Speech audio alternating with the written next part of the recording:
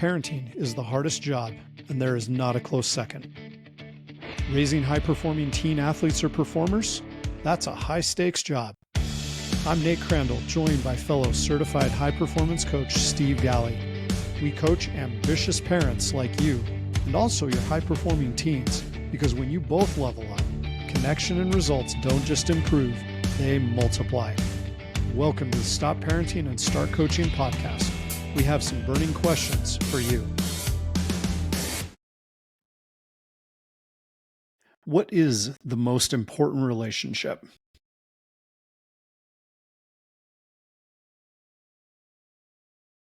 I've got an answer. I was just letting our listeners ponder on that for a minute.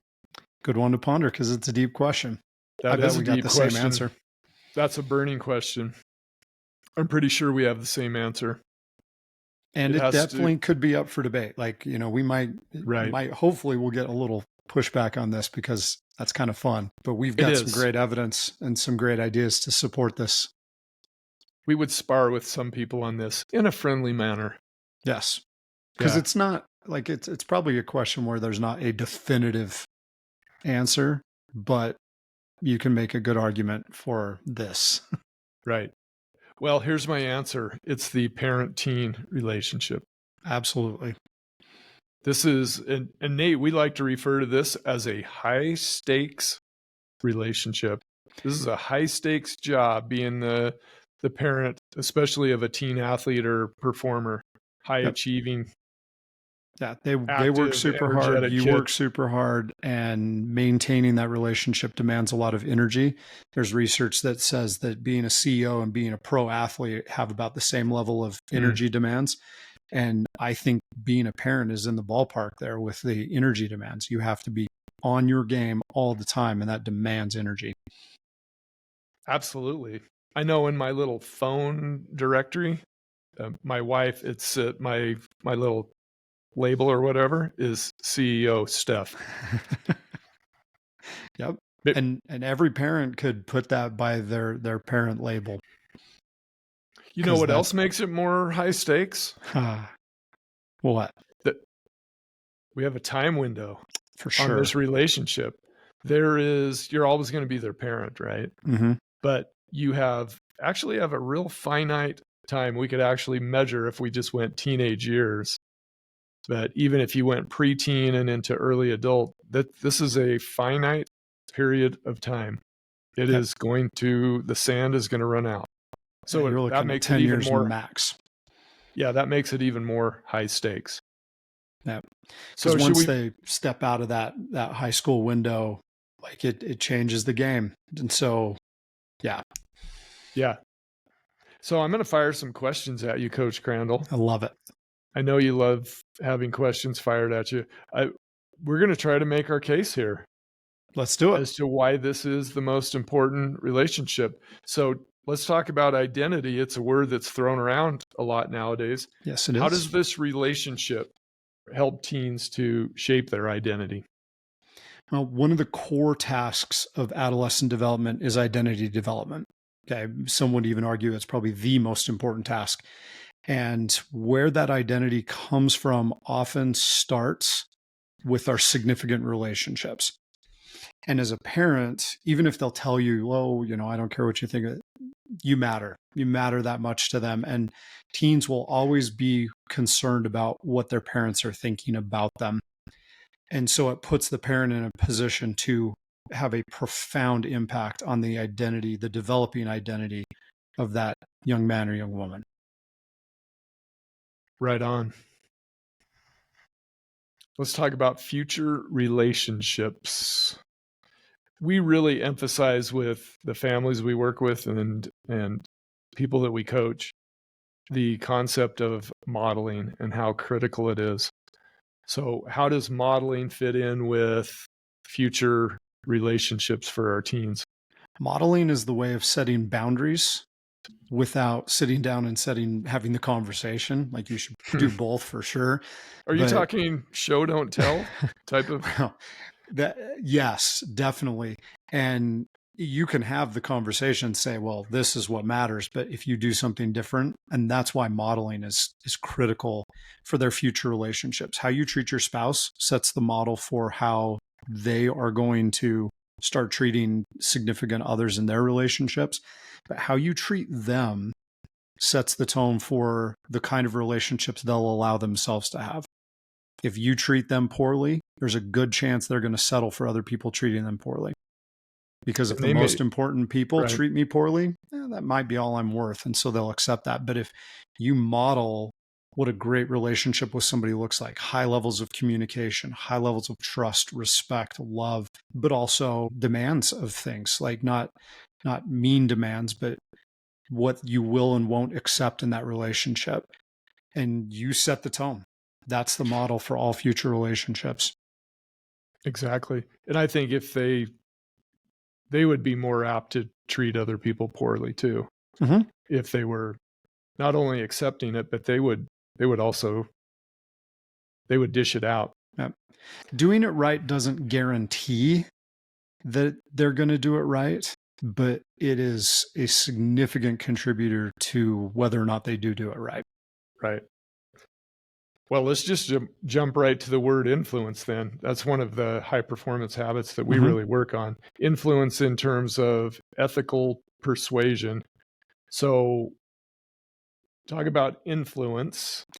It very similar to the modeling thing, but why is the concept of influence so important during this parent-teen time period?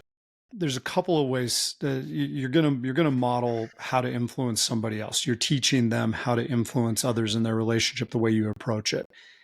Another thing I think it's important to understand with influence is when you're trying to build that relationship with your teen and maintain a level of influence with them. Simon Sinek talks about playing an infinite game versus a finite game. In finite games, there's a winner and a loser. In an infinite game, you don't play to win, you play to keep playing the game. So when you're having all of these interactions with your teen, if the goal is to win, to get them to do what you want them to do, that's the wrong game to play. And it will end up limiting your influence over the long run because you're trying so hard to get them to do what you think they should do. You spend all your influence doing that. If your goal is to stay in the game, to keep the game going, then you approach things differently. And that allows you to keep your influence with them in a better way for a longer period of time. Right. And it's an interesting, thing to bring to the table. So there's the two different kinds of influence, teaching them how to influence others, working to influence them in an appropriate and high performing kind of way, which, we love coaching people on that. And we've got some great thoughts on that. But I think that playing the infinite game with your kids, keeping yourself in the influence game, gives you the opportunity to influence them for a longer period of time in more meaningful ways. Yeah, and I think that's where we often talk about the difference between authoritarian parenting and authoritative. Yes. I think you were describing authoritative. When you get into authoritarian, you do have influence, but it's probably going to lead to the wrong results. You're going to have kids that are just performing for approval. You're going to have teens that will rebel because they want to enjoy some autonomy. Yeah. Or you end up with a kid that is a messy mix of the two. They fight for their own autonomy, but at the same time, they also fight for the approval of the authority figure that they love so much. And you get kind of a messy mix. Messy mix. Nice alliteration there. Thanks. I like it. Okay, let's talk about vulnerability, because during the teen years, there's a lot of stuff going on. Kids are riding an emotional roller coaster. Shoot, the CEOs, the parents are riding an emotional roller coaster, especially when we talk about performance and sports and academics. So why is this relationship so important when it comes to vulnerability and creating how do I say this? Like a safe landing zone for the teens? So teens physiologically, and research supports this, they feel emotions bigger than we do. And so their highs are higher, their lows are lower.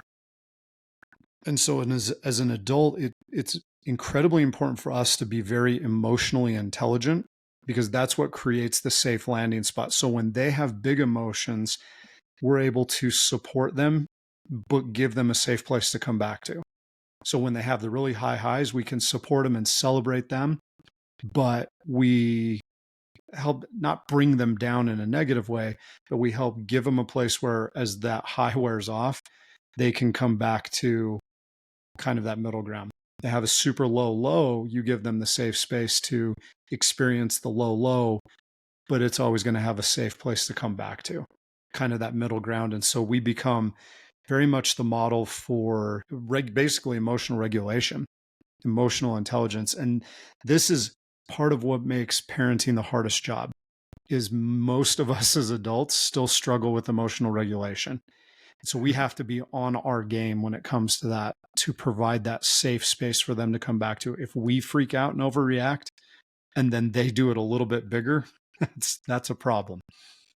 Yeah, this very much leads in what you just described. I think very much leads into the whole idea of growth mindset, because if they're able to have a safe landing zone, if they're able to deal with those really tough moments, then, and they know that they're going to be supported, they're going to be helped, and that this is eventually going to lead to growth, then when they face future setbacks, when they face future, in quotes, failures, then you're poised and they're poised to turn this into a positive, turn it into a growth situation. Yep.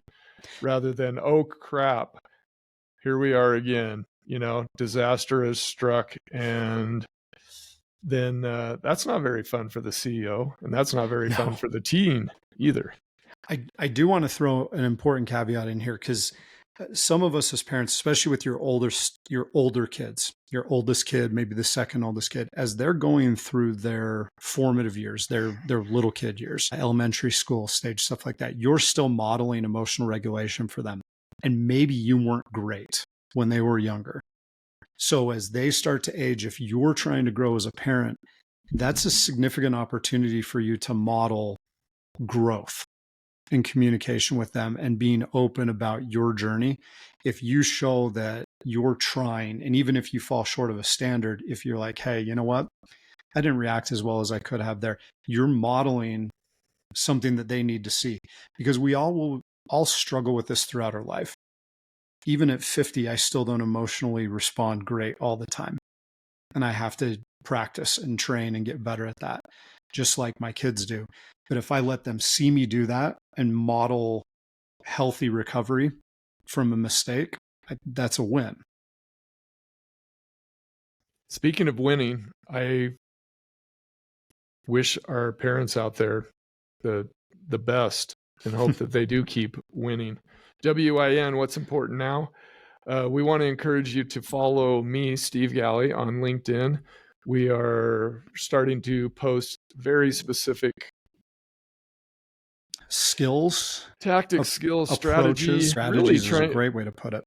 And really trying to get you to think, right? Trying to get parents to think about this most important relationship. So follow me, Steve Galley, on LinkedIn. We also want to encourage you to subscribe to the Stop Parenting and Start Coaching podcast on YouTube. The Stop Parenting and Start Coaching podcast. You have 15 seconds, Nate, before we get cut off. No matter what, no coach, no trainer, no team matters more than the relationship that you have with your teens. Capitalize on that. Understand that it is a high stakes thing, but you are the person in the best position possible to influence them for good for the rest of their life. Protect it, prioritize it, and most importantly, lead in your home. Nate Crandall and Steve Galley would like to thank you for tuning in to this episode. If you love what you're experiencing and learning from the Stop Parenting and Start Coaching podcast, please like, comment, and or leave a glowing review of this episode and the show. And to further help Nate and Steve expand their reach and impact thousands of parents, athletes, and performers, please share the show and subscribe to the Stop Parenting and Start Coaching podcast channel on YouTube. And if you want to explore further to see what Nate and Steve are creating to help parents of athletes and performers everywhere, please visit their website at createtransformbecome.com. That's createtransformbecome, all one word, .com. There you will find a growing number of tools and resources to help you elevate your parenting. Thanks again for tuning in. Now go create a magical relationship with your athlete or performer.